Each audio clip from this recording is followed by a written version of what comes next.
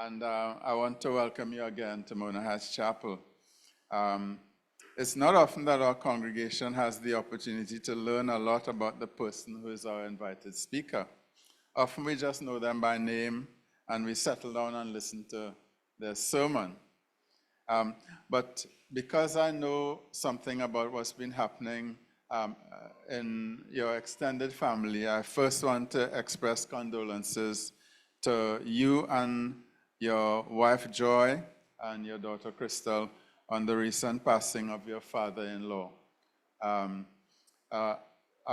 Brother Nicholson's father-in-law is someone who's known to a few of us, Brother Aston Edwards, and his funeral was a few days ago.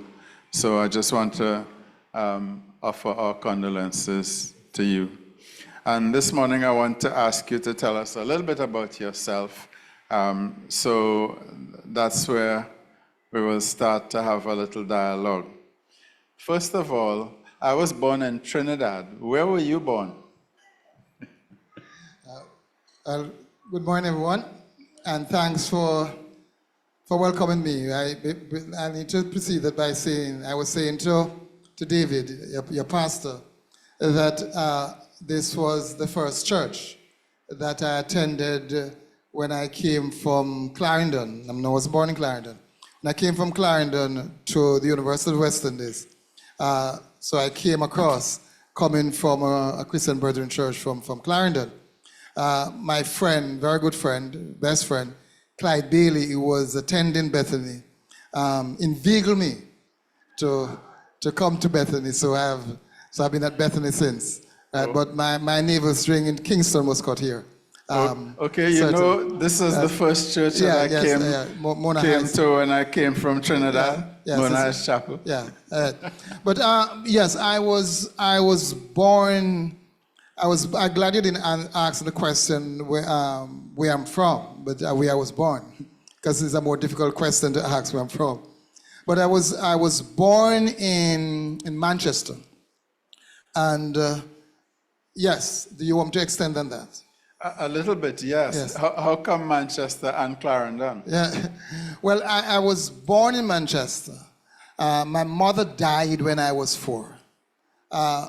And I didn't know my father. I got to know my father when I was 19, actually. So I became nomadic. So I lived in a few months, maybe less than a year, with my bigger sister at the family house in Manchester. And then my other sister, who was not pleased that my bigger sister was not taking a good care of me as she would have wanted, came for me and to Vere, Lionel Town, Clarendon, where I lived with her. And the journey continues because her baby father, then common law husband, I suppose, used to beat upon me, and she didn't like it. And she took me into Kingston to live with my brother, between Tivoli Garden and Arne Garden, so I lived in the inner city. My brother, whose wife was from Hanover, did not like the fact that I was running around with people who had guns, and I wasn't carrying gun, by the way. Keeping company, a bad company. Thought it was better for me to be transported to Hanover, where she was from. If it were possibly, I might have been the first dodos.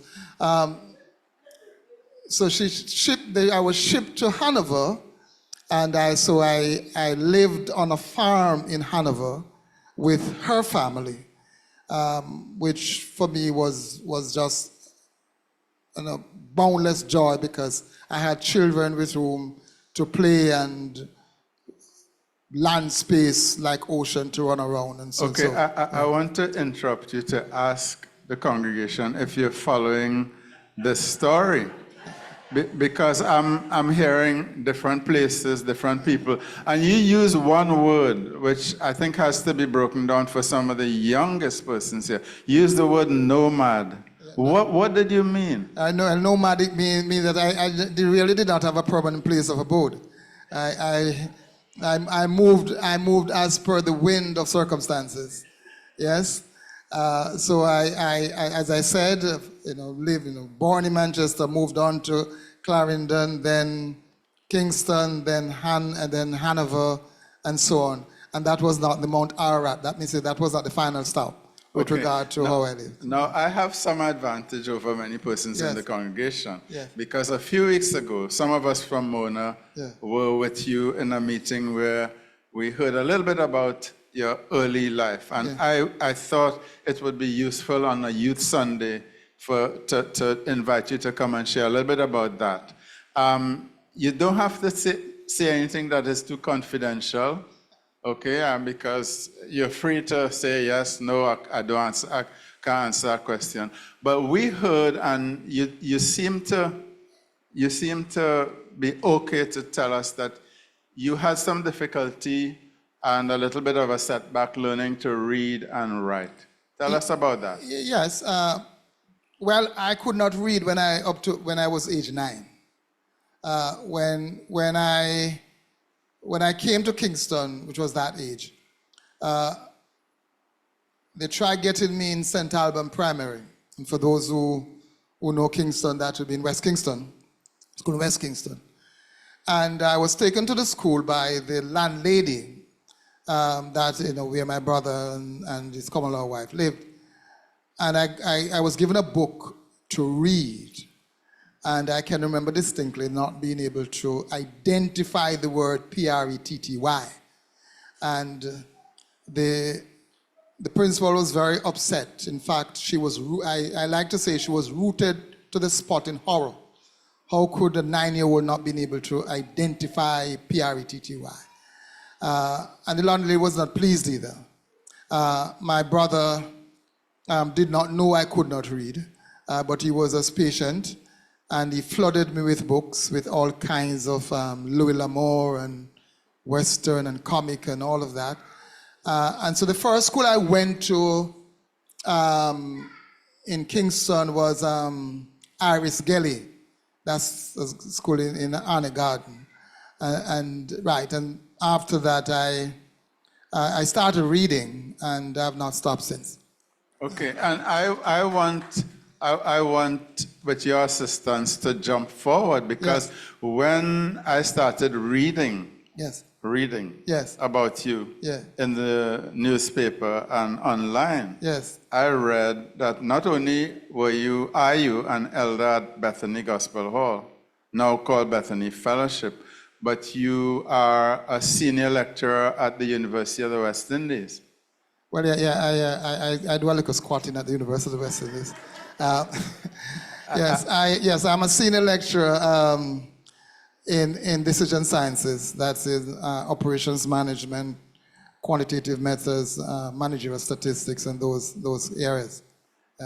And that you are working at the moment as deputy chairman of the RJR Communications Group and chairman of broadcasting. Yes. What is that? Well, I wouldn't use the word work. I prefer to use the word serve, because that's my life goal, to serve. Yes, I'm chairman of broadcasting, which include TVJ, JNN, RETV, and all the radio stations within the RJR Communications Group. And I'm also deputy chairman of the RJR Communications Group. That is the broad and umbrella group or governance structure. I have a confession to make. Yes. When I meet somebody for the first time at this stage of their life, I think that they were always like that. Well, you mean osmosis, and through osmosis, what you reach here. Well, I never know how they reach where they reach. Okay. So I think, wow, this guy must have had a privileged childhood, was a stable household, and so on and so forth. And I hope that some of the young people, because this is Young People's Sunday, are listening and understanding that you can move with God's help, that you can grow, and that God can help to place you and send you where He wants to send you. And I noticed that you used the word serve, and I'm struck by that. You're an elder at Bethany Yes, Fellowship. yes. How did you become a follower of Jesus Christ? Well, if you don't mind, I think stepping back a few years, if you please. And by the way, there are many persons here who know me, and for example, Charmaine. This is what many of what I'm saying is news to Charmaine and Hugh, right? Right, and thank God for them, right? As I said, maybe one was wondering that how did I just not being able to read at 9 and just jump to university? Well, and for the sake of the young people, allow me to just trace a little bit. As I said, I was transported to Hanover, but I lived on a farm, and the family with which I lived, many children, and they didn't like school. I loved school by then, but school became an in and out because I had to stay on the farm, helping to plant and to reap and so on, as the other children did. I didn't like the fact that I had to do, but looking back, I think it would have been very selfish of me to expect to be going to school while the other children, his children or their children, were not going. And so when it came around so I went to different schools. When it came around to common entrance, which was common entrance then, I did not get the opportunity to do common entrance. So I went to Grange Hill Secondary in Westmoreland. So I did not go to a traditional high school. In fact, it was not a high school then. And the philosophy of secondary schools, especially for young people who might not know, was that you go to school in secondary school, and the ultimate is for you to now go through the school system, go and you learn a trade, and if you get a good trade, then it falls and so on, or you might end up in a dung heap. And so I left school with 0, O levels or 6C. That means none.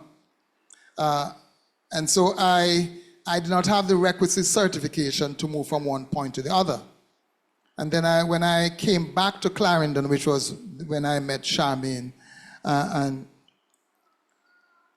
I worked on a furniture store. But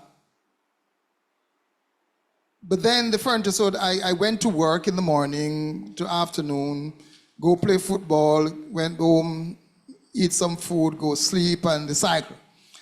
And at that point, I realized that this is not what I want. And for young people, you will not always know what you want, but you must always know what you do not want. So I knew exactly what I did not want. And so I started studying on my own, borrow books and so on. I did not have the money to buy the books, but God in his providence provided someone who was living in the same tenement yard as my sister, who went to Clarendon College, and she would have a list of books. She didn't, well, unfortunately she did not study, but she had the books. And as you heard, I like to say that she was maybe experiment with osmosis, surround herself with the books, hoping that would seep in. But I borrowed the books, and I read the books, and so I did mathematics, accounts, and I did English in O levels, private, and I got them, applied to Teachers College, went to Pastor Gardner's Teachers College, where I did primary education. So I'm a trained teacher in primary education. And then after I taught at Clarendon College mathematics for 2 years, when I came to UWE, did management studies and economics.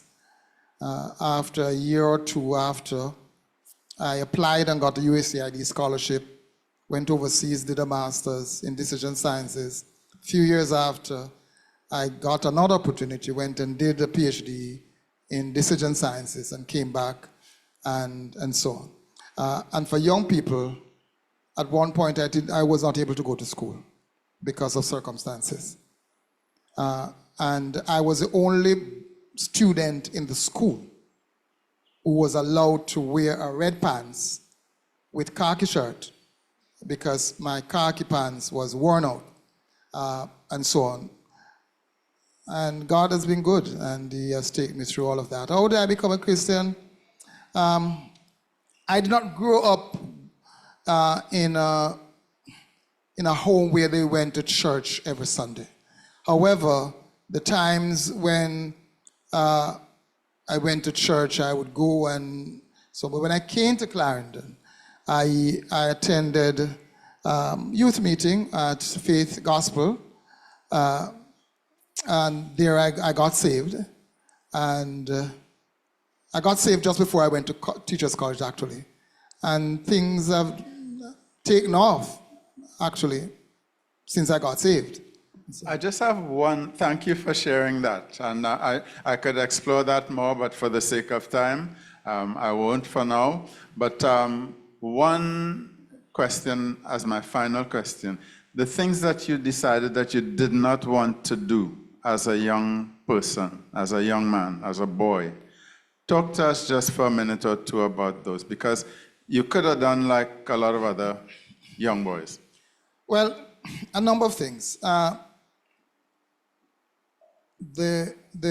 I said, I grew up on a farm, and in the latter years of his farming, and I'll touch on that a little bit when I got the opportunity to speak.